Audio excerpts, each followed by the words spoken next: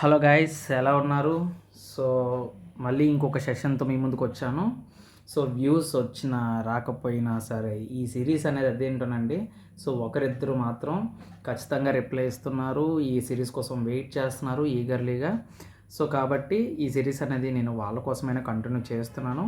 And ఈ వీడియోలో ఇంపార్టెంట్గా ఏంటంటే, ఒక పర్సన్ కోసం మనం నేర్చుకునేటప్పుడు హిస్టరీ అవ్వచ్చు, మోడర్న్ హిస్టరీ అవ్వచ్చు, లేదంటే ఏదైనా విషయం అవ్వచ్చు. సో ఒక పర్సన్ కోసం రాసుకున్నప్పుడు షార్ట్ నోట్స్ ఎలా రాయాలి, అలాగే ప్రతి బిట్టు ఒక దాని వెనకాల ఉండే హిస్టరీ అవ్వచ్చు, దాని స్టోరీ అవ్వచ్చు. ఫస్ట్ ఆఫ్ ఆల్ స్టోరీ ఏంటో అంటే కాన్సెప్ట్ ఏంటో మనకు తెలిసిపోతే మనకు సరిపోతుంది అన్నమాట. ఇప్పుడు ఇక్కడ నేను ఎందుకు ఇలా చెప్తున్నానంటే, సో ఇప్పుడు ఇక్కడ కొన్ని బిట్స్ రాశాను నేను. సో ఆ బిట్స్ యొక్క స్టోరీ నార్మల్గా నోట్తో చెప్పేస్తాను, కానీ ఆ బిట్లో ఇంపార్టెంట్ అయిన పదం ఏంటో మనకు కావాలి కదా. ఇప్పుడు ఫర్ ఎగ్జాంపుల్ ఫస్ట్ పాయింట్ చూడండి. అవధి యొక్క రూలర్ ఎవరైతే ఉన్నారో సువాజుద్దుల్లా, పరారిలో ఉన్న మొఘల్ కింగు ఎవరు, షా ఆలం టూకి ఆశ్రయమిస్తాడు అని ఇక్కడ నేను రాశాను. ఇది యాక్చువల్గా ప్రీవియస్ ఇయర్ క్వశ్చన్ అడిగాడనమాట. అంటే క్వశ్చన్ ఏమని అడిగాడు అంటే, నేను క్వశ్చన్ రాయకుండా డైరెక్టర్గా ఏం చెప్పానంటే ఇక్కడ పాయింట్ రాసేసాను. షా ఆలం టూ పరారిలో ఉన్నప్పుడు ఎవరు ఆశ్రయం ఇచ్చాడని చెప్పేసి క్వశ్చన్ అడిగాడనమాట. అవధి యొక్క రూలర్ అయిన సువాజుద్దుల్లా. ఈ అవధ్ అనేది ఎక్కడుంది, లక్నోలో ఉంది. సో ఇవి మోస్ట్ ఇంపార్టెంట్ అన్నమాట. అంటే మనం ఇక్కడ ఏం గమనించాలంటే, సో ఒక క్వశ్చన్ నేర్చుకునేటప్పుడు ఆ క్వశ్చన్లో ఆ ఊరు పేరు కానీ, ఆ ప్రాంతం పేరు కానీ, అది ఎక్కడ ఉంది, సో ఎవరు మొఘల్ కింగు, వీడు ఎన్నో కింగు, వీడు ఎందుకు పరారిలో ఉన్నాడు, సువాజుద్దుల్లా ఎందుకు, అంటే ఈ విధంగా నేర్చుకున్నారు అనుకోండి. సో మొఘల్ ఇక్కడ మెన్షన్ చేశాడు కాబట్టి మొఘల్ యొక్క రాజ్యం ఎలా ఉంటుంది, ఆ రాజ్యంలోని సుబాస్ అంటారు. దీనికి కాపలాగా ఉండేవాడు సుబేదార్స్, అంటే చూసుకునేవాడు సుబేదార్స్. ఓకేనా. ఇది మనకి అక్బర్ ఇచ్చాడు. అలాగే సుబేదార్స్ కింద సర్కార్స్ ఉంటారు, వీళ్ళని ఫౌజ్దార్స్ అంటారు. ఈ సర్కార్స్ కింద పర్గానాస్ ఉంటారు, వీళ్ళని షికాదార్స్ అంటారు. అంటే ఈ విధంగా 1 by 1 మాకు ఫ్లో చార్ట్లో మీ ఓన్గా నోట్స్ తయారు చేసుకుంటే దాన్ని బట్టి చాలా అంటే చాలా ఈజీగా రివిజన్ చేయొచ్చు, షార్ట్కట్లో మనం చదువుకోవచ్చు. ఓకేనా. ఇప్పుడు చూడండి, అవధ్ అన్నాడు కాబట్టి ఇక్కడ రాసాను చూడండి. అవధ్ యొక్క ఫస్ట్ నవాబ్ ఎవరని రాశాను, సదత్ అలీ ఖాన్ అని చెప్పేసి రాశానమాట. సో ఈ విధంగా మనం తెలుసుకోవచ్చు అన్నమాట. ఓకేనా. ఐ హోప్ మీ అందరికీ నోట్స్ ఎలా రాయాలనేది ఇక్కడ చూపించాను నేను. ఓకేనా. ఒక పాయింట్ ఎలా రాసుకోవాలి, ఇప్పుడు నేను ఇక్కడ ఎలా అయితే రాసానో ఇలాగే రాయాలని రూల్ ఏం లేదు, మీకు ఎలా నచ్చితే అలా రాసుకోండి. ఓకేనా. సో ఇప్పుడు ఈ క్వశ్చన్ చూడండి, మనం ఎన్ని బిట్స్ నేర్చుకున్నాం ఇందులో. ఒక క్వశ్చన్ నుంచి సువాజుద్దుల్లా గురించి నేర్చుకున్నాం, షా ఆలం టూకి ఆశ్రమించడాన్ని నేర్చుకున్నాం, అవధ్ లక్నోలో ఉంటుందని నేర్చుకున్నాం, మొఘల్స్ రాజ్యంలోని సుబాస్ అంటే ఏంటి, సర్కార్స్ అంటే ఏంటి, పర్గనాస్ అంటే ఏంటో నేర్చుకున్నాం, అవధ్ యొక్క ఫస్ట్ నవాబ్ సదాత్ అలీ ఖాన్ అని నేర్చుకున్నాం. సో ఇలా కవర్ చేసుకోవచ్చు అన్నమాట. సో ఇంకా చూసినట్లయితే చైల్డ్ ఆఫ్ వార్ అని దేన్ని అంటారని అడుగుతున్నాడు. League of nations.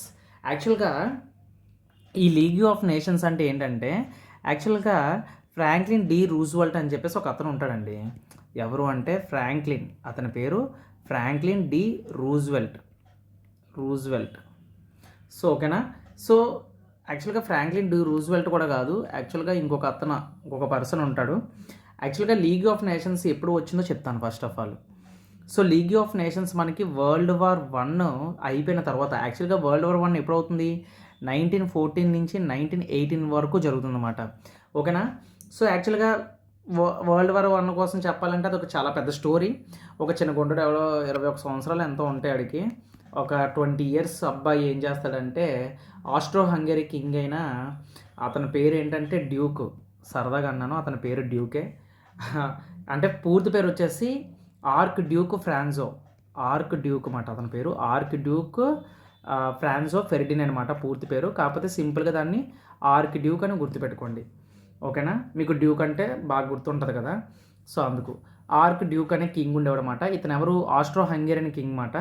ఈ కింగ్ ఒకరోజు వాళ్ళ ఆవిడ సోఫియాతో కలిసి అలాగా ఓపెన్ కార్లో షికార్కి వెళ్తాడు సెర్బియా అనే కంట్రీకి. సెర్బియా యొక్క ఒక కుర్రోడు ఏం చేస్తాడంటే పిస్టల్ బోర్డులో నుంచి తీసి ఓపెన్ కార్లో వెళ్తున్న వాళ్ళిద్దరిని కూడా, వాళ్ళ ఆవిడని కింగ్ని ఇద్దరిని చంపేస్తాడు. సో ఆ విధంగా ప్రపంచ యుద్ధం మనకి స్టార్ట్ అవుతుందన్నమాట, వరల్డ్ వార్ 1. ఇది అయిపోయిన తర్వాత మనకి లీగ్ ఆఫ్ నేషన్స్ అనేది వస్తుందన్నమాట. సో వుడ్రో విల్సన్ 1920 అప్పుడు కూడా దీన్ని లీగ్ ఆఫ్ నేషన్స్ని పెట్టడం అయితే జరుగుతుంది. సో దీని తర్వాత అనుకుంటే ఇంకా చాలా స్టోరీ ఉంటుంది, ఫ్రాంక్లిన్ డి రూజ్వెల్ట్ కూడా ఉంటాడు, దీని తర్వాత వస్తుంది అనుకుంటా. సో అది నేను నెక్స్ట్ చెప్తాను. సో ఇక్కడ లీగ్ ఆఫ్ నేషన్స్ ఏమైంది అంటే ఫెయిల్ అయిపోయింది అన్నమాట. ఓకేనా. ఎందుకు ఫెయిల్ అయింది ఇక్కడ, యాక్చువల్గా అప్పట్లో ఏదైనా చెయ్యాలి అనుకుంటే యుద్ధాలేనండి. సో ఎవరినైనా నాశనం చేసామా, ఆక్యుపై చేసుకున్నామా, మన కింగ్డమ్ని ఎక్స్పాండ్ చేసుకున్నామా, అంటే ఈ విధంగానే రాజ్యాన్ని విస్తరించుకుంటూ వెళ్ళిపోలే తప్ప అంటే వేరే ఆలోచన ఉండేది కాదు. సో ఎప్పుడైతే 1914 టు 1918 అయిందో మొత్తం ఈ వరల్డ్ వార్కి కారణం ఎవరు అని ఎక్కడో చిన్న గుంటడు ఒక ఒక రాజుని చంపేస్తే దీనికి మొత్తం కారణము జర్మనీ అని చెప్పి యూనో బ్రిటిష్ వాళ్ళు ఎవరైతే యూకే వాళ్ళు ఉన్నారో వాళ్ళందరూ కూడా బ్లేమ్ చేశారు. జర్మనీ పైన హార్ష్ కండిషన్స్ పెట్టేశారు. 600 billion pounds you know 600 billion pounds వీళ్ళకి ఫైన్ వేస్తాడు జర్మనీకి. వాళ్ళ యొక్క ఆర్మీని తగ్గించేశారు. 1 lakh మించి ఎక్కువ ఉండకూడదని రెస్ట్రిక్షన్ పెట్టారు. హ్యూమిలియేట్ చేశారు. ముఖ్యంగా చెప్పాలంటే హ్యూమిలియేట్ చేశారు. సో ఎంత స్టోరీ ఉంటుందన్నమాట వరల్డ్ వార్ 1 వెనకాల. ఎందుకు అలా చేశారు అసలు యూకే వాళ్ళు? ఏం లేదండి, ఒకసారి అనగనగా ఒక రోజు ఏమవుతుందంటే బ్రిటిష్ వాళ్ళు ఇండస్ట్రీలో బాగా డెవలప్ అవుతూ ఉంటారు టెక్నాలజీలోని. అయితే మన టెక్నాలజీ అనేది మన బిజినెస్ అనేది అన్ని చోట్ల ఉండాలని చెప్పి ప్రతి కంట్రీలో కూడా వీళ్ళ యొక్క బిజినెస్ని ఎక్స్పాండ్ చేయాలనుకుంటారు. సేమ్ అలాగే సిమిలర్గా జర్మనీలో కూడా వెళ్ళి అడుగుతారు అన్నమాట. మేము బిజినెస్ పెట్టాలనుకుంటున్నాం, మాకు ఇలాగ ఫ్యాక్టరీలు పెట్టాలి అంటే జర్మనీ వాళ్ళు ఒప్పుకోరు. దొబ్బే మా పని మేము ఏం చూసుకుంటాం, నువ్వు మాకు ఉండాల్సిన అవసరం లేదని. అప్పుడు యూకే వాళ్ళు పగబట్టేస్తారు. అందరూ ఒప్పుకున్నారు. రష్యా ఒప్పుకుంది, ఫ్రాన్స్ ఒప్పుకుంది, అందరూ ఒప్పుకున్నారు. వీడు మాత్రం ఒప్పుకోలేదు. ఏదో రోజు దొరుకుతాడు నా కొడుకు, ఆ రోజుకి ఇస్తానంటాడు. లేదంటే సెర్బియా అనేది చాలా చిన్నదండి, చిన్నది, శ్రీలంక కన్నా చిన్నది. సో అంత చిన్న కంట్రీలో చిన్న ఇష్యూ అయ్యింది. ఆస్ట్రో హంగరియన్ కింగ్ చనిపోయాడు. ఈ జర్మనీ పక్కనే ఉంటుంది. అలాంటి చిన్న ఇష్యూని పట్టుకొని ప్రపంచ యుద్ధం ఎలా జరిగిందంటే మీరు ఎలా నమ్ముతారు? ఇది ఇప్పటిది కాదు, ఇది పాత పగలన్నీ కలిపి పుట్టిన యుద్ధం అన్నమాట. ఓకేనా? సో తర్వాత లీగ్ ఆఫ్ నేషన్స్ పెట్టారు. ఎందుకు ఫెయిల్ అయిపోయిందంటే తర్వాత వార్స్, లీగ్ ఆఫ్ నేషన్ అనేది ఎందుకు పెట్టారు? ఎటువంటి యుద్ధాలు జరగకూడదు భూమి మీద, అన్ని కంట్రీలు మిత్రత్వంతో ఉండాలి, మిత్రులుగా ఉండాలని పెట్టారు. కానీ లీగ్ ఆఫ్ నేషన్స్ ఫెయిల్ అయిపోయింది. తప్పదు మరి ఇంకా అంతే. సో 1929లో అనుకుంటా, 1929 కాదు 1939 అనుకుంటా, 1939 టు 1945 మనకి వరల్డ్ వార్ 2 జరుగుతుంది. వరల్డ్ వార్ 2 జరుగుతుంది అన్నమాట. 1939 టు 1945. ఓకేనా? ఈవెన్ గ్రేట్ డిప్రెషన్ కూడా యుఎస్ఏ వాళ్ళు, రష్యా వాళ్ళు వరల్డ్ వార్ 1లో ఉండరు. మనకి రష్యా వాళ్ళు మధ్యలో వెళ్ళిపోతారు అన్నమాట. ఇలా చెప్పుకుంటూ పోతే అబ్బో చాలా ఉంది. ఓకేనా? వస్తూనే ఉంటాయి బిట్స్, ఇంకా ఈ మ్యాటర్ వెళ్తూనే ఉంటుంది. అదే కదా, అందుకే నేను ఎవరైనా నన్ను జిఏ కోసం అడిగితే ఇది ఒక సముద్రం రా నాయన, ఇందులో మనం అలలు ఎటు వెళ్తే అటు పట్టుకొని వెళ్ళిపోవాలి తప్ప, తెప్ప పట్టుకొని వెళ్ళిపోవడం తప్ప మనం సముద్రాన్ని ఏలాలని చూడకూడదు. ఇక్కడ వస్తూనే ఉంటాయి బిట్స్. నెక్స్ట్ చూడండి ఇక్కడ. సో ఇంకా చెప్పాలి బట్ నేను ఇక్కడ చెప్పట్లేదు. బట్ ఇక్కడ మీరు ఇది గుర్తుపెట్టుకోండి, చైల్డ్ ఆఫ్ వార్ అని దేని అంటారంటే లీగ్ ఆఫ్ నేషన్స్ అని అంటాం. ఇది ఒక ప్యారిస్లో జరిగింది కాన్ఫరెన్స్. వుడ్రో విల్సన్ తీసుకొచ్చాడు 1920లో. బట్ ఇది ఫెయిల్ అయిపోయింది. ఓకేనా? అది గుర్తుపెట్టుకోండి చాలు.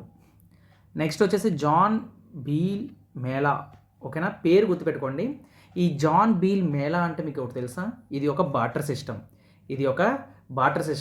బార్టర్ సిస్టమ్ అంటే ఫర్ ఎగ్జాంపుల్ అండి, నేను ఒక రైతుని, నేను బియ్యం పండిస్తాను. కానీ నేను బియ్యం ఒకటే తినలేను కదా, అన్నం వండుకొని ఉత్తన్నం తినలేను కదా. నా ఫ్రెండ్ గారి దగ్గర మేకలు ఉన్నాయి, వాడు మేకలను బాగా పెంచుతాడు, వాడి దగ్గర బోల్డ్ మేకలు ఉన్నాయి. వాడు నాకు మేకని ఇస్తే నేను వాడికి ఒక బియ్యం బస్తా ఇచ్చాను అనుకోండి. అదే బార్టర్ సిస్టమ్. నీ దగ్గర ఉన్నది నాకు ఇస్తాను, నా దగ్గర ఉన్నది నీకు ఇస్తాను. అదే బార్టర్ సిస్టమ్. ఇది ఇప్పటికీ కూడా అస్సాంలోని ఒక భాగమీహు అనే టైంలో, భాగమీహు అంటే మాసం అన్నమాట, ఆ టైంలో చేస్తారు. సో ఇది ఏంటంటే ఇప్పటికీ కూడా ఆ ఫెస్టివల్ అప్పుడు బార్టర్ సిస్టమ్ని యూజ్ చేసుకొని వాళ్ళు వ్యవసాయం చేసినవి ఇంకొకరికి ఇచ్చి వాళ్ళ దగ్గర ఇంకోటి తీసుకుంటారు అన్నమాట. సో అది మాట, దాన్ని జాన్ బీల్ మేళా అంటారు. ఓకేనా? ఇంకా అస్సాం అనే టాపిక్ వచ్చింది కాబట్టి మనకు గుర్తు రావాల్సింది ఏంటి? Kaziranga national park. ఇక్కడ మనకి వన్ హార్న్ రైనో అనేది చాలా పాపులర్ అని మనం చెప్పుకోవచ్చు. అలాగే ఇంకోటి వచ్చేసి మజూలీ. తెలుసా మీకు మజూలీ? ప్రపంచంలోనే, మన భూమి మీద, మన టోటల్గా వరల్డ్లోనే one of the biggest river island అని మనం చెప్పుకోవచ్చు. ఓకేనా? మజూలీ ఇది అస్సాంలోనే ఉంది. ఓకేనా? తర్వాత సిమిలర్గా అలాంటి మనం ఫెస్టివల్స్ కోసం చూసినట్లయితే త్రిపురలో కర్చీ పూజ అంటారు, చాలా పాపులర్. మణిపూర్లో చప్చార్ కట్ అంటారు. పేర్లు డిఫరెంట్గా ఉంటాయి. అందుకే మనం ఒక్కొక్కసారి రివిజన్ చేసామనుకోండి, ఆ పేర్ల వల్ల మనం చెప్పేసుకోవచ్చు అన్నమాట. సో మణిపూర్. ఇంకోటి ఇక్కడ త్రిపుర మెన్షన్ చేశాను కాబట్టి, సో ఇక్కడ ఏంటంటే త్రిపురలో నేషనల్ పార్క్ వచ్చేసి రాజ్బారీ నేషనల్ పార్క్ ఉంటుందన్నమాట. సో దీన్ని బిసోన్ నేషనల్ పార్క్ అని కూడా అంటారన్నమాట. ఓకేనా. ఇక్కడ ఏంటి పాపులర్ అంటే క్లౌడెడ్ లిప్పార్డ్ అనమాట. ఇక్కడ క్లౌడెడ్ లిప్పార్డ్ అనే ఒక జాతికి సంబంధించిన ఈ పార్క్లోని క్లౌడెడ్ లిప్పార్డ్ నేషనల్ పార్క్ అంటారు. ఆ లిప్పార్డ్స్ ఉంటాయి అన్నమాట ఇక్కడ త్రిపురలో. ఓకేనా. అలాగే ఇక్కడ పాపులర్ వచ్చేసి తృష్ణ వైల్డ్ లైఫ్ శాంచురీ ఉంటుందన్నమాట. ఇందులో బటర్ఫ్లైస్ పార్క్ అనేది చాలా అట్రాక్షన్ అని చెప్పుకోవచ్చు. ఇక్కడ తృష్ణ వైల్డ్ లైఫ్ శాంచురీ త్రిపురలో ఉంటుంది. ఇక్కడ బటర్ఫ్లైస్ చాలా బాగుంటాయి అన్నమాట. రకరకాల బటర్ఫ్లైస్ యొక్క ఇక్కడ మీరు చూడవచ్చు ఎక్కడా లేని. అలాగే నాగాల్యాండ్ వచ్చేసరికి ఇంటంకి నేషనల్ పార్క్. ఇంటికి అనుకోండి పక్క. ఇక్కడ యాక్చువల్గా చెప్పాలంటే నాగాల్యాండ్లో అసలు నేషనల్ పార్క్సే లేవు. అసలు ఉన్నది ఒకే ఒక్క నేషనల్ పార్కు, అది ఇంటికి వెళ్ళే నేషనల్ పార్కు. ఇంటంకి నేషనల్ పార్కు. ఓకేనా. తంగికి నేషనల్ పార్క్ అని కూడా అంటారు, ఎంటంగికి నేషనల్ పార్క్ అంటారు. ఒక్కటే ఉంది. ఓకేనా, ఒకటే ఉంది. మరి మన ఇండియాలో హైయెస్ట్ నేషనల్ పార్క్స్ ఎక్కడున్నాయి? మనకి హైయెస్ట్ నేషనల్ పార్క్ మనకి మధ్యప్రదేశ్లో ఉన్నాయి. ఇక్కడ ఎక్కువగా ఉండేవి పులులు. మధ్యప్రదేశ్లోనే ఎక్కువ నేషనల్ పార్క్స్ ఉన్నాయి, చాలా ఎక్కువ నేషనల్ పార్క్స్ ఉన్నాయి. ఓకేనా. సో అది కెండూలి ఫెస్టివల్ నా హ్యాండ్ రైటింగ్ అర్థమవుతుంది అనుకుంటున్నాను మీకు. ఓకేనా. కెండూలి ఫెస్టివల్ ఎక్కడ చేస్తాడని అడిగాడు. So west Bengal. అంటే నేను రాయడానికి బద్దకించి కొన్ని బిట్స్ నేను ఇలా రాసానండి, ఏమనుకోవద్దు. ఓకేనా. సో మనకు కావాల్సింది ఏంటి? సబ్జెక్టు, అంతే కదా. సో అది ఎప్పుడు కూడా మనం సబ్జెక్ట్నే ఫాలో అవ్వాలి. సో క్వశ్చన్ని చదివి రాయాలన్న రూల్ ఏం లేదు కదా. ఓకేనా. ఇది బిర్భం డిస్టిక్లో ఉంటుంది, వెస్ట్ బెంగాల్కి సంబంధించి. కెండూలి ఫెస్టివల్ ఎక్కడ జరుగుతుంది అంటే వెస్ట్ బెంగాల్. అలాగే రాంతోంబర్ నేషనల్ పార్క్ ఒకటిని, కియోలాడియో నేషనల్ పార్క్. ఈ రెండు కూడా రాజస్థాన్లో పాపులర్ నేషనల్ పార్క్స్ అని చెప్పుకోవచ్చు. రాంతోంబర్ అనేది చాలా పాపులర్ కియోలాడియో కన్నా. ఓకేనా. కాకపోతే రెండు కూడా రాజస్థాన్ అనమాట. Ranthambore national park, Keoladeo national park రెండు కూడా రాజస్థాన్కి సంబంధించినవి.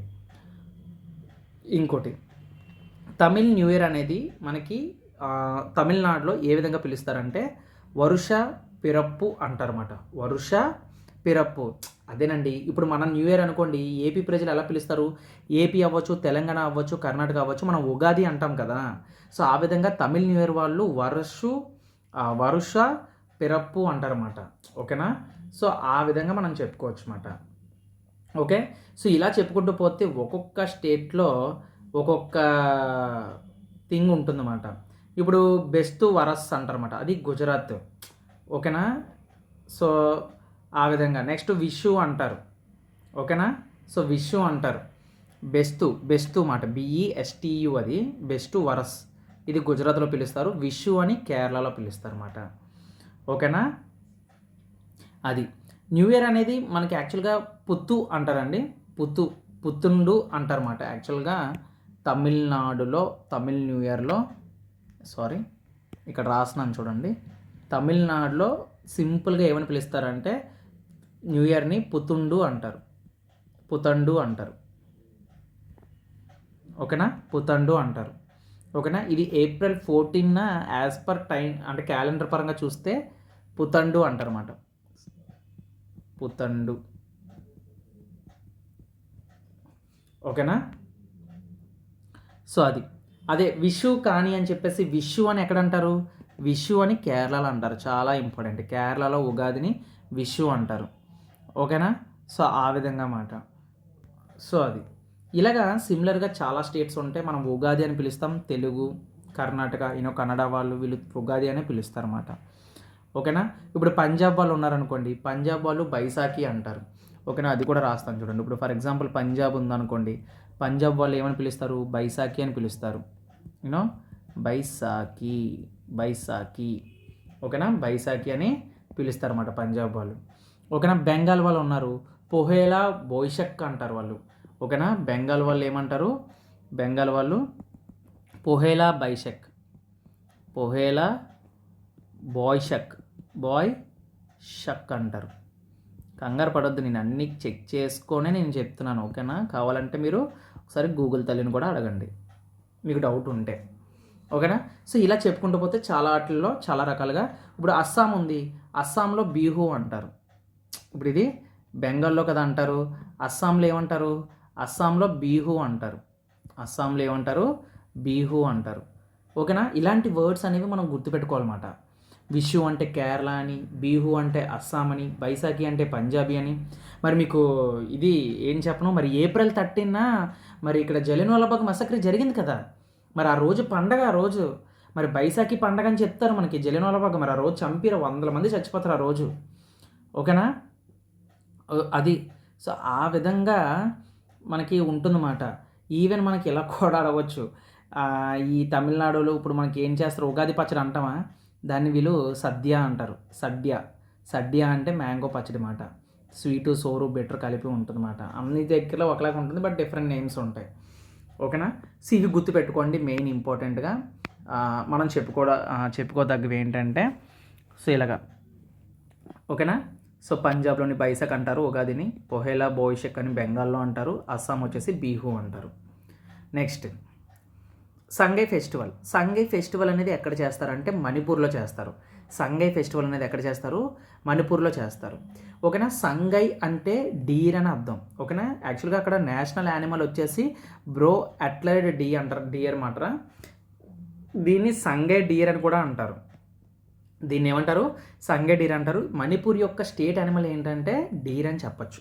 బ్రో అంట్లైడ్ డియర్ అంటారు, లేదంటే సంగై డీర్ అంటారు. మోస్ట్ ఆఫ్ ద టైం మీరు ఈ పేరు చూస్తారన్నమాట. మణిపూర్ యొక్క నేషనల్ యానిమల్ ఏది అంటే సంగై డీర్ అని చెప్పేసి మనం తెలుసుకోవచ్చు. ఓకేనా? నెక్స్ట్ మీ డ్యామ్ మేఫీ. ఏడో లాంగ్వేజ్. మీ డ్యామ్ మేఫీ ఫెస్టివల్ అనేది చూడండి. ఇలాంటి ఫెస్టివల్స్ అన్నీ కూడా మనకి నార్త్ ఈస్ట్లోనే ఉంటాయి. ఒకవేళ ఆప్షన్స్లో మనకి ఈ సౌత్ ఈస్ట్ కానీ, సౌత్ వెస్ట్ కానీ, నార్త్ కానీ ఉంటే మనం ఎలిమినేట్ చేసుకోవచ్చు.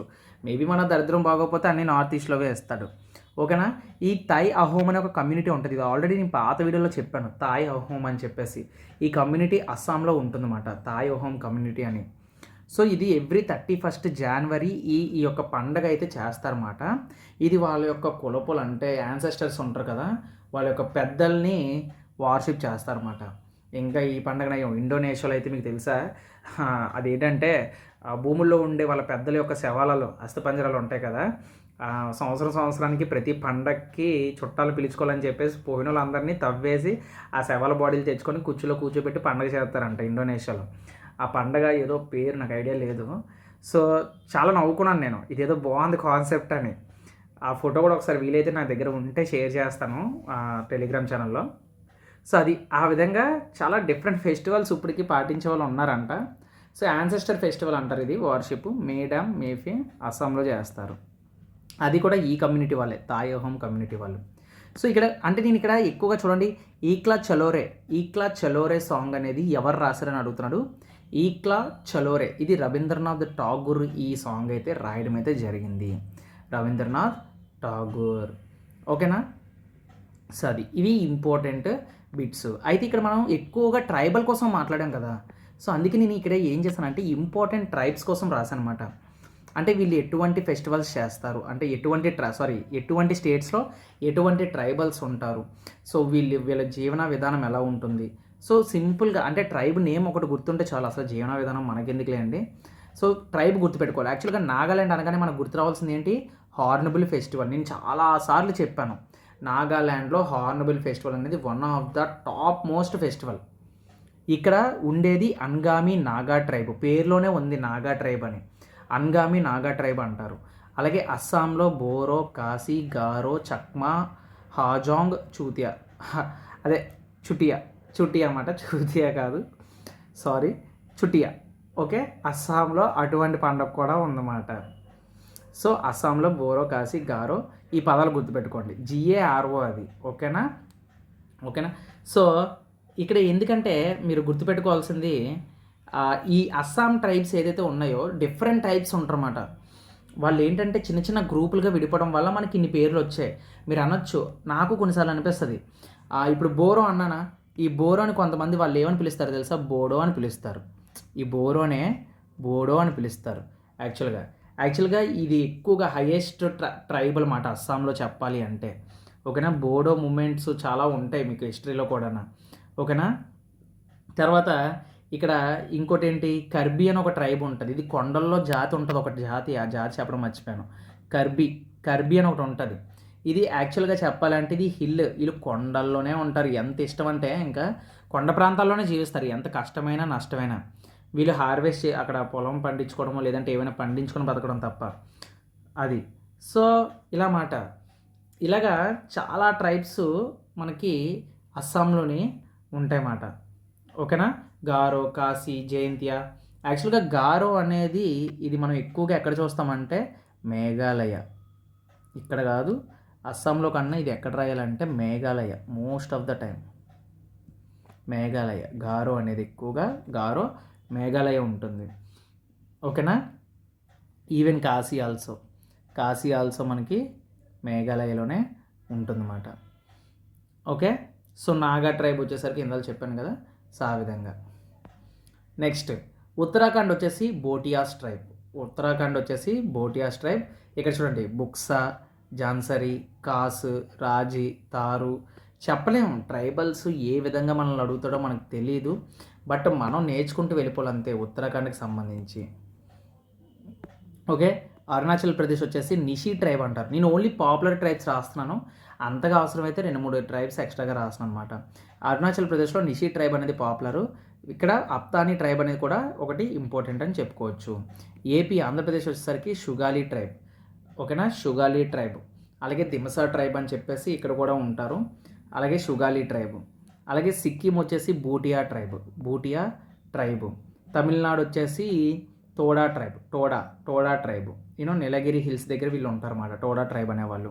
అలాగే జౌన్సారీ లాంగ్వేజ్. ఈ లాంగ్వేజ్ ఎక్కడ మాట్లాడతారని అంటున్నాడు, ఉత్తరాఖండ్ అనమాట. జౌన్సారీ లాంగ్వేజ్ ఎక్కడ మాట్లాడతారు, ఉత్తరాఖండ్. కర్ణాటక కోడవా ట్రైబ్ అనేది మనకి ఏంటంటే పుతారి ఫెస్టివల్ అనేది ఇక్కడ పాపులర్ అనమాట. ఈ కోడవా ట్రైబ్ వాళ్ళు చేసే పండగ పుతారి అన్నమాట. ఇది కర్ణాటకకి ప్రసిద్ధి అని చెప్పుకోవచ్చు. గర్హా కింగ్డమ్ అనేది ఏ జాతికి చెందింది అంటున్నాడు, గోండు జాతి. గోండు బిడ్డ రాజు గోండ్స్ అంటారన్నమాట. గోండుల్లో కూడా రకాలు ఉన్నారు. రాజు గోండ్స్ వేరు, ఇప్పుడు మన ఎన్టీఆర్ సినిమాలో చూపిస్తారు కదా కొమరం భీం, ఆ గోండ్లు వేరు మాట. ఓకేనా? రాజు గోండ్స్ వీళ్ళు కూడా మనకి చాలా పాపులర్. వీళ్ళ మూమెంట్ నేను చెప్తాను. తెలంగాణలో గోండు జాతికి చెందిన మూమెంట్ ఒకటి నాకు బాగా ఇంట్రెస్టింగ్ ఉంటుందండి. 1000 ఊడల మర్రి చెట్టు అని ఒక చెట్టు ఉంటుంది. 1000 మందిని దానికి ఉరేశారని చెప్పి హిస్టరీ ఉంటుంది అన్నమాట. 1000 ఊడల మర్రి చెట్టు అంటారు. ఆ స్టోరీ నేను మీకు ఎక్స్ప్లెయిన్ చేస్తాను, భలే ఉంటుంది మరి మామూలుగా కాదు. సో ఫైనల్గా ఇక్కడతో నేను కొన్ని ఇంపార్టెంట్ ట్రైబ్స్ అయితే నేను చెప్పడం అయితే జరిగింది. ఇక్కడ నేను ఏం చేశానంటే మీకోసం ఔరంగజేబ్ కోసం ఒక క్వశ్చన్ చూశాను నేను. అంటే 2-3 సార్లు రిపీట్ అయింది కాబట్టి నేను ఏం చేశానంటే మీకు ఒకసారి ఇలా చెప్పడానికి ఎక్స్ప్లెయిన్ చేస్తున్నాను అనమాట. ఇక్కడ నాకు ఔరంగజేబు కోసం అడిగాడండి. ఔరంగజేబు మనకి 1658 నుంచి 1707 వరకు ఉన్నాడు. ఇయర్ మనం ప్రతిసారి మీ అందరికీ తెలుసు, మనం ఖచ్చితంగా ఒక పర్సన్ కోసం తెలుసుకునే ముందు ఆ పర్సన్ యొక్క ఇయర్, ఎక్కడి నుంచి వాడు ఎప్పుడు పుట్టాడు ఎప్పుడు పోయాడు, అది కన్నా ఎప్పుడు రాజ్యంలోకి వచ్చాడు ఎప్పుడు చనిపోయాడు అని చెప్పేసి మనం తెలుసుకుంటాం. ఆయన చేసిన మేజర్గా ఇంపార్టెంట్ పనులు ఏవైతే ఉంటాయో ఆ పనుల్ని మనం గుర్తుపెట్టుకోవాలి కదా. సో ఇక నేను ఔరంగజేబు కోసం ఏం చేశానంటే, అంటే మీకు నోట్స్ ఎలా ప్రిపేర్ చేయాలో ఈ వీడియోలో నేను చెప్తాను అన్నాను కదా. సో ఇదే అది. ఒక పర్సన్ని తీసుకోండి, ఏదో పిచ్చిగా ఒక బొమ్మ వేసుకోండి, ఒక చిన్న బొమ్మ వేసుకోండి, లేదంటే ఆ పర్సన్ పేరు రాసి ఒక బాక్స్ చుట్టుకోండి. ఆ బాక్స్ చుట్టూ ఇలా ఒక ట్రీ లాగా, లేదంటే ఒక ఫ్లో చార్ట్ లాగా, లేదంటే ముగ్గులాగా ఇలా బాణాలు పెట్టుకొని అది రాసుకోండి. ఫర్ ఎగ్జాంపుల్ నేను ఔరంగజేబు కోసం రివిజన్ చేయగానే నాకు ఏమొస్తుంది, ఇక్కడ ఔరంగజేబుని అలంగిరి అని కూడా పిలుస్తారు. అలంగిరి అంటే మీనింగ్ ఇస్లాంలో కాన్కర్ ఆఫ్ ది వరల్డ్ అని అర్థం. ఓకేనా? ఈయన్ని దార్వేష్ అని కూడా పిలుస్తారు, జందాపీర్ అని కూడా పిలుస్తారు. ఇంపార్టెంట్ నేమ్స్ మాట. ఓకేనా? ఇంపార్టెంట్ నేమ్స్ మాట. అలంగిరి అనేది ఆయన యొక్క ఇంపార్టెంట్ టైటిల్ అని చెప్తే ఆయన పేరు దార్వేష్ ఆర్ జందాపీర్ అని కూడా పిలుస్తారన్నమాట. లాంగెస్ట్ రూల్ అని చెప్పుకోవచ్చు ఔరంగజేబు యొక్క కొడుకు బహదూర్ షా 1 మాట. వీళ్ళ యొక్క ఫాదర్ షాజహాన్ మాట. షాజహాన్ని జైల్లో పెట్టి పిచ్చకొట్టుడు కొడతాడు కొడుకే. ఓకేనా? సొంత అన్నదమ్ములు కూడా చంపేసి రాజ్యంలోకి వస్తాడు. సో సతీని ఫర్బిడ్ చేస్తాడనమాట. ఈ హిందువులు పాటిస్తున్న సతీ కూడా ఇతనికి నచ్చదు, పిచ్చిన కొడుకుల్లో చూస్తాడనమాట హిందువుల్ని. ఎందుకంటే వాళ్ళు పాటించే ప్రతి పద్ధతులను కూడా ఔరంగజేబు కొన్ని పద్ధతులను అయితే వీళ్ళకి ఏమైనా పిచ్చా, వీళ్ళు ఏం చేస్తున్నారో వీళ్ళకే తెలియదు అని చెప్పేసి అంటారు. అలాగే ఔరంగజేబ్ బిల్ట్ బీవీకి మక్బారా. యాక్చువల్గా బీవీకి మక్బారా అనేది వాళ్ళ ఆవిడ కోసం అండి. ఒకరోజు వాళ్ళ ఆవిడ, ఔరంగజేబు చాలా పెసనారోడు అండి.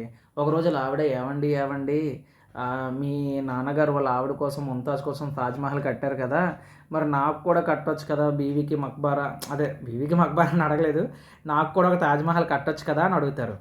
నడ్డి మీద ఒకటే టాప్ మన గట్టి తన్ని, ఏమనుకుంటున్నావు నువ్వు, డబ్బులు మీకు ఒకటి తెలుసా, వాళ్ళ నాన్నగారిని జైల్లో పెట్టడానికి కారణం కూడా ఏం చెప్పాడు తెలుసా? నువ్వు కూర్చోవడానికి పడుకోవడానికి నీకు నెమలి కిరీటాలు అవసరమా? కోహినూర్ డైమండ్ ఎట్టుకునేవాడు మాట షాజహాన్. ఏది పికాక్ క్రౌన్ అని చెప్పేసి ఉండేది మాట. అయితే అసలు ఔరంగజేబు చాలా యూనో మీకు ఇంకో క్వశ్చన్ కూడా చెప్తాను. ఔరంగజేబు తన యొక్క రాజ్యంలోని డ్యాన్సర్స్ని, మ్యూజిషియన్స్ని, ఆ తర్వాత ఈ ఎంటర్టైన్మెంట్ చేసిన వాళ్ళందరినీ కూడా ఇంటికి పంపిస్తాడనమాట. మీకు డబ్బులు ఇచ్చుకొని మీకు ఎందుకు డబ్బులు వేస్టు, అదేదో ఆ డబ్బులు ఉంటే నాకు ఎందుకో దానికి యూజ్ అవుతాయి, ఏదో మంచి పనికి యూజ్ అవుతాయి, నాకు ఇప్పుడు అంత ఎంటర్టైన్మెంట్ అవసరం లేదని చెప్పి అన్ని బ్యాన్ చేసి దొబ్బాడు. ఇంకా దెబ్బకి రాజ్యం మొత్తం ఎలాగైపోయిందంటే నగదు ఒకేసారిగా పెరిగిపోయిందన్నమాట. సో ఆ విధంగా జరిగిందన్నమాట. సో ఇది ఈ బీబీకి మక్బర్ వాళ్ళ ఆవిడ పేరు యాక్చువల్గా రాయమంటే రాస్తాను. వాళ్ళ వైఫ్ పాపం అండి అడక్కడక్క అడుగుతుంది. యాక్చువల్గా చెయ్యడు ఫస్ట్, అస్సలు ఒప్పుకోడు మాట. వాళ్ళ ఆవిడ పేరు బాను బేగం అన్నమాట. సో బాను బేగం అడుగుతారు, ఏవండి నాకు తాజ్మహల్ కట్టవరా నా కోసం గుర్తుగా అని చెప్పి. సో అప్పుడు బీబీకి మక్బరా సేమ్ తాజ్మహల్లా ఉంటుంది, సేమ్. కాకపోతే తాజ్మహల్కి పిల్లోడ్లా ఉంటాడు అన్నమాట, చిన్న తాజ్మహల్. ఓకేనా? అందుకే ఈ తాజ్మహల్కి పేరు కూడా ఏం పెట్టారంటే మొఘల్స్ పూర్ మ్యాన్స్ తాజ్మహల్ అంటారు. అంటే ఆగ్రాలో ఉండేది రిచ్ తాజ్మహల్ అయితే ఇది పూర్ మ్యాన్స్ తాజ్మహల్ అని దీన్ని పిలుస్తారన్నమాట. చాలా చిన్న తాజ్మహల్, చాలా తక్కువ బడ్జెట్ అంట, చాలా తక్కువైందంట. ఓకేనా? ఎంత తక్కువ అంటే అటా ఉల్లహ్ అని చెప్పేసి ఒకడు ఉంటాడు, ఎవరైతే తాజ్మహల్ కట్టించాడో వాడు కొడుకు మాట అటా ఉల్లహ్ అంటే ఉస్తాద్ అహ్మద్ లాహోరీ అని ఒకడు ఉంటాడు. ఆడు షాజహాన్ కింద పనిచేస్తాడనమాట, వాడు ఆర్కిటెక్ట్. సో వాడి కొడుకే అటా ఉల్లహ్, ఆడు కట్టేస్తాడనమాట ఈ చిన్న తాజ్మహల్. యాక్చువల్గా సో నేను నార్మల్గా స్టోరీలోకి వెళ్ళిపోతున్నాను, ఇలా చెప్పుకుంటూ పోతే పెద్ద పెద్ద స్టోరీలు అయిపోతాయి. సో ఒక వైట్ మార్బల్ తోటి ఈ బీవీకి మక్బారా కట్టించారు. వీలైతే వెళ్ళండి, ఎందుకంటే ఈ బీవీకి మక్బారా మీకు ఎక్కడంటే అహ్మద్ నగర్లో ఉంటుంది యాక్చువల్గా. ఓకేనా? ఔరంగాబాద్ సారీ అహ్మద్ నగర్ అంటున్నాను, ఎక్కడంటే ఔరంగాబాద్లో ఉంటుంది ఇది. ఓకేనా? మహారాష్ట్ర. ఓకేనా? ఔరంగాబాద్లో ఉంటుంది, ఔరంగాబాద్. ఈ ఔరంగాబాద్ ఎక్కడ ఉంది అంటే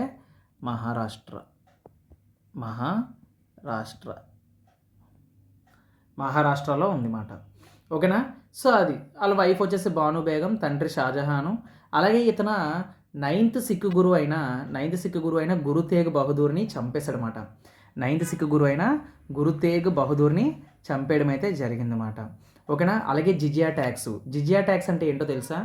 యాక్చువల్గా ఎవరైతే నాన్ ముస్లిం అంటే బ్రాహ్మణులు అవ్వచ్చు, ఎవరైనా ఎనీ వన్ అంటే ముస్లింలు కాకుండా మిగతా వాళ్ళందరూ కూడా ఈ రాజుగారికి పన్ను చెల్లించాలన్నమాట, అంటే ట్యాక్స్ పే చేయాలి. సో ఆ విధంగా ఇతను జిజియా ట్యాక్స్ అక్బరు అబాలిష్ చేస్తాడు, కానీ మళ్ళీ ఔరంగజేబు రీఇంపోజ్ చేస్తాడనమాట, జిజియా ట్యాక్స్ మీరు అందరూ పే చేయండి అని చెప్పేసి. సో ఆ విధంగా చాలా ఉంటాయండి. ఇంకా చెప్పాలంటే ఇంకా నాకు చాలా నోట్లో పడి వస్తున్నాయి. లేదు నోటితో పర్వాలేదు చెప్పండి అన్న అంటే నేను చెప్పేస్తాను. ఓకేనా? సో నేను చెప్పేమంటే చెప్పేస్తాను, కాకపోతే ఇక్కడ రాసుంటే కొంచెం బాగుంటుంది కదా అని. ఓకేనా? అక్బర్ కోసం అన్నాను కదా, సో అక్బర్ కోసం కూడా ఒకసారి చూద్దాం. చూసారా ఎంత బాగుంది, చూసారా ఫ్లో చార్ట్. ఒక వ్యక్తి కోసం మనం కంప్లీట్గా తెలుసుకోవచ్చు అన్నమాట, అంటే ఒక వ్యక్తి కోసం కంప్లీట్గా తెలుసుకోవచ్చు. ఇప్పుడు చూడండి అక్బర్ ఎప్పుడు అంటే 1556 నుంచి 1605 వరకు ఉన్నాడు. ఎవరు? అక్బరు. ఇప్పుడు నేను ప్రతిదానికి చూడండి ఇక్కడ డేట్ ఎలా రాసుకున్నాను, రేపు పొద్దున మనం చూసినప్పుడు ఆడి యొక్క స్టోరీ మనకి తెలిసిపోవాలన్నమాట. ఓకేనా? సో అది అక్బర్ కన్నా ముందు ఎవరు ఉండేవారు? అక్బర్ యొక్క ఫాదర్ ఎవరు? హుమయూను. సన్ వచ్చేసి జహంగీర్. అక్బర్ యొక్క సన్ ఎవరు? జహంగీర్. ఓకేనా? జహంగీర్. తర్వాత అక్బర్ కోసం ఇంపార్టెంట్గా మాట్లాడాలంటే ఇందాకలే చెప్పాను కదా, అక్బర్ జిజియా ట్యాక్స్ చాలా మంచోడండి అక్బరు. ఎందుకు తెలుసా ఎందుకు మంచోడయ్యాడు? ఎందుకంటే హుమయూను షేర్ షా సూరు ఒకసారి ఎంటలు కొట్టేస్తాడు. అప్పుడు హుమయూను తన భార్యతో పారిపోయినప్పుడు భార్య అప్పుడు ఒక పిల్లోనికి అంటది. ఆ పిల్లోడు ఎవరో కాదు, ప్రెగ్నెంట్తో ఉంటుంది అప్పుడు వాళ్ళ భార్య, 3వ 4వ ఆవిడ. ఎందుకంటే అప్పుడు అకౌంట్లు ఎక్కువ రాజులకి, ఆ అకౌంట్లలోనే ఒక అకౌంట్కి హుమయూన్ వాళ్ళ భార్య మాట ఆవిడని తీసుకొని వెళ్ళిపోయినప్పుడు ఏంటంటే అక్బరు పుడతాడనమాట. అప్పుడు పుట్టినప్పుడు ఒక వ్యక్తికి ఇచ్చేస్తాడు, మాన్సింగ్ అనుకుంటా పేరు. సో అయితే కాదు కాదు కాదు అంటే యాక్చువల్గా అక్బర్ అనేవాడు ఎవరి వల్ల రేజ్ అయ్యాడు అంటే అతని పేరు బైరం ఖాన్, ఓకేనా. అంటే ఇతను గార్డియన్గా ఉండేవాడు మాట. యాక్చువల్గా అది కూడా చాలా ఇంపార్టెంట్ పాయింట్. ఇక నేను రాయాలనుకుంటే ఇలాంటివి బోల్డ్ పాయింట్లు వస్తాయి. యాక్చువల్గా పెంచింది అంటే రైజ్డ్ బై బైరం ఖాన్, ఓకేనా. చూసారా ఇక్కడ ఒక పాయింట్ వచ్చింది మనకి, బైరం ఖాన్ మాట. ఈ బైరం ఖానే పెంచుతాడు. ఇతను ఒక హిందూ మాట. ఈయన ఒక గార్డియన్ అని చెప్పుకోవచ్చు. ఈయన ఒక గార్డియన్, ఓకేనా, గార్డియన్ అని చెప్పుకోవచ్చు అన్నమాట, ఓకేనా. సో అంటే ఎప్పుడైతే మనకి ఈ బైరం ఖాన్ దగ్గర పెరిగాడో హిందూ అండ్ ముస్లిమ్స్ ఒకటే అంటే సో ఒక హిందూలా పెంచేస్తాడనమాట. మీకు ఒకటి తెలుసా, ఈయన అక్బర్ ఒక అమ్మాయిని పెళ్లి చేసుకుంటాడు ప్రేమించి. ఆ అమ్మాయి ఎవరు అనుకున్నారు? జోధాబాయ్. ఈ జోధాబాయికి కృష్ణుడు అంటే పిచ్చి. కృష్ణుడి కోసం పాటలు రాస్తుంది, మ్యూజిక్, డ్యాన్స్ బోల్డ్ చేస్తుంది అన్నమాట. సో అయితే ఏమండి, నాకు ఒక షరతు, నన్ను చేసుకోవాలనుకుంటే నాకు ఒక షరతు, నాకు కృష్ణుడి కోసం నాకు ఒక మహల్ కావాలి, కృష్ణుడి పాటలు అక్కడ అలా ఎల్లకాలం మోగుతూనే ఉండాలంటే కృష్ణుడి విగ్రహం పెట్టేస్తాడు, కృష్ణుడి పాటలు పాడేస్తాడు, అన్నీ చేస్తాడు ఒక ముస్లిం అయ్యి ఉండి కూడా, ఓకేనా. అలాగే మిలిటరీ వాళ్ళ కోసం మనస్బదారీ సిస్టమ్ అని చెప్పేసి మిలిటరీ వాళ్ళకి చేస్తాడు. అలాగే సెకండ్ బ్యాటిల్ ఆఫ్ పానిపట్లో పార్టిసిపేట్ చేసి 1556లో హేముని ఓడిస్తాడనమాట. అంటే ఇక్కడ చూడండి, సెకండ్ బ్యాటిల్ ఆఫ్ పానిపట్లో హేముని ఓడించింది అక్బర్ అయినా సరే దానికి సపోర్ట్ చేసింది బైరం ఖాన్. సో బైరం ఖానే సపోర్ట్ చేస్తాడు. బైరం ఖాన్ యుద్ధాల్లో నేర్పు అసలు అక్బర్కి యుద్ధం నేర్పించిందే బైరం ఖాన్. యూనో హేము హ్యూమన్ చనిపోయిన తర్వాత 13 ఏళ్ళకే వాడు ఎవరు అక్బరు సింహాసాన్ని ఏలుతాడనమాట. కానీ 13 ఏళ్ళకే రాజ్యం మరి ఎలా చూసుకుంటాడు? అందుకే బైరం ఖాన్ సపోర్ట్ ఉంటుందన్నమాట, ఓకేనా.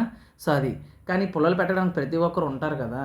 సో అలాగే పాపం బైరం ఖాన్ కూడా కొంతమంది పుల్లలు పెట్టి కొన్ని ఇవి చెప్పి అంటే స్టోరీ ఉంటుందిలేండి చాలానా. అలాగే నవరత్నాల్ని ప్రొడ్యూస్ చేసేది ఏ మొఘల్ కింగ్ అంటే మొట్టమొదటి మొఘల్ ఎంపైర్ ఎవరు అంటే అక్బర్ అని చెప్పొచ్చు. మొత్తం 9 నవరత్నాస్ మాట. నవరత్న అంటే వజ్రాలు కాదండి, నవరత్నాలు అంటే వాళ్ళ మంత్రులు మాట. ఇప్పుడు బీర్బల్ అవ్వచ్చు, రాజా మన్సింగ్ అవ్వచ్చు, వీళ్ళందరూ మాట కోర్టులో రాజు ముందు నుంచి ఉంటారు కదా, ఇటు 6 అటు 3 నలుగురు ఉంటారు కదా, ఇటు 4 అటు 4 అని. సో అలా మాట 9 మందిని, వీళ్ళు 9 మందిని నవరత్నాస్ అంటారన్నమాట. వీళ్ళు సలహాలు ఇవ్వడం, సో అక్బర్కి తగ్గ ఒక్కొక్క దాంట్లో వీళ్ళు ఉంటారన్నమాట, ఓకేనా. సో అది అయితే ఇక్కడ మనం అక్బర్ కోసం తెలుసుకోవాలనుకుంటే సో 1605లో ఈయన యొక్క ఎక్కడ చనిపోయారంటే సికింద్రా అని ఆగ్రాలో ఉంది. సో ఇక్కడ మాట చనిపోయింది. అలాగే అక్బర్ ఉన్న టైంలో రాల్ఫ్ ఫిచ్ అనే ఒక అతను విజిట్ చేశారన్నమాట. ఇతను ఒక ఇంగ్లీష్ మ్యాన్ అని చెప్పుకోవచ్చు. రాల్ఫ్ ఫిచ్ అనే వ్యక్తి విజిట్ చేశారు. జోధాబాయిని పెళ్లి చేసుకున్నాడు. ఫతేహపూర్ సిక్రీ అనే సిటీని నిర్మించాడనమాట. ఫతేహపూర్ సిక్రీ అనే ఒక సిటీని నిర్మించడం అయితే జరిగింది, ఓకేనా. సో అది అయితే ఇంకా చాలా ఉన్నాయి. యాక్చువల్గా పాపులర్ వచ్చేసి సెకండ్ బ్యాటిల్ ఆఫ్ పానిపట్ 1556 అని చెప్పుకోవచ్చు. కానీ ఇంకా చాలా ఉన్నాయి ఆయన ఫైట్ చేసినవి అవిని. రాజపుతులతో అయితే కలిసిపోతాడు ఇంకా, ఓకేనా. రాజపుతులతో అయితే కలిసిపోతాడు, ఒక సిటీని నిర్మిస్తాడు. ఫతేహపూర్ సిక్రీ అనేది చాలా పాపులర్ అది, ఓకేనా. సో వాళ్ళ ఆవిడ గురించి హిందూ ప్రిన్సెస్ ఆవిడ జోధాబాయ్ అంటారు, అంబర్కి చెందిన ఆవిడ యాక్చువల్గానా, ఓకేనా. ఇంకా మాట్లాడుకుంటూ ఉంటే వెళ్ళిపోతుందండి, చాలే మరీ ఎక్కువ వాగేస్తున్నట్లు ఉన్నాను నేను. అలాగే జప్తీ సిస్టమ్, ల్యాండ్ రెవెన్యూ, ఇది కూడా రాశాను నేను. ఆయన తీసుకొచ్చిన ల్యాండ్ రెవెన్యూ ఏమంటారంటే జప్తీ సిస్టమ్ అంటారు. చూడండి ఇలా రాసుకుంటే నాకు పదాల పరంగా నేను చూసుకుంటే నేను ఆల్రెడీ ఆ స్టోరీ తెలుసుకున్నాను కాబట్టి ఆ పదాలు చూడగానే నాకు ఏం తెలియాలి, నాకు మ్యాటర్ ఏంటో తెలిసిపోతుంది కదా. సో ఆ విధంగా నేను చెప్తున్నాను అనమాట, ఓకేనా. సో ఇప్పుడు చూడండి ఇక్కడితో అయిపోయింది, ఓకే. సో ఇంకేమైనా ఉన్నాయా? సో అంతే. సో ఇది మాట. సో ఇది అండి వాళ్ళ వీడియో. ఐ హోప్ మీ అందరికీ నచ్చింది అనుకుంటున్నాను. సో నేను ఏ వీడియోలో లేట్ అయినా నాకు నా వీడియోలు మాత్రం ఎప్పుడు కూడా అంటే నేను అది గొప్పగా చెప్పుకోను, కానీ మంచి కంటెంట్ అయితే ఇస్తున్నానండి మనస్ఫూర్తిగా. ఎటువంటి ఇన్ఫర్మేషన్ కాకుండా ఏదో యూట్యూబ్లో వ్యూస్ కోసమో లేదంటే నిజంగా చెప్పనా, నాకు ₹1 రావట్లేదండి యూట్యూబ్ నుంచి. నిజంగా చెప్తున్నాను. నాకు మినిమం ఒక 5,000 మంది చూసిన వీడియో నాకు దాని నుంచి ఎటువంటి డబ్బులు రావట్లేదు నాకు. ఎందుకంటే నా వీడియోలకి ఎక్కువ వ్యూస్ కాకపోతే ఎక్కువ రీచ్ లేదు కాబట్టి మినిమం ఒక డబ్బులు రావాలంటే మినిమం ఒక 10,000 20,000 వ్యూస్ ప్రతి వీడియోకి రావాలి. నాకు తిప్పు కొడితే ఒక 500 వ్యూస్ వస్తున్నాయి. అంటే మామూలుగా అంటున్నాను, బట్ నాకు డబ్బుల గురించి కాదు, నాకు ఏదంటే కంటెంట్ రేపొద్దున్న లైఫ్లో ఎప్పుడైనా సరే మీరు ఒక దాంట్లో స్కోర్ చేస్తే పలానా వీడియోల వల్ల నాకు ఈ స్కోర్ వచ్చింది అన్నప్పుడు నేను గుర్తొస్తాను కదా. లెర్న్ ఎక్స్ప్రెస్ అనే పేరు మీకు గుర్తొస్తుంది కదా. ఈ శంకర్ గారి పేరు గుర్తొస్తే చాలు, నాకు అదే ఫుల్ సాటిస్ఫాక్షను. సో నెక్స్ట్ వీడియోలోని ఇంకా మంచి కంటెంట్ తోటి మీ ముందుకు వస్తాను. Until then keep watching. Jai Hind.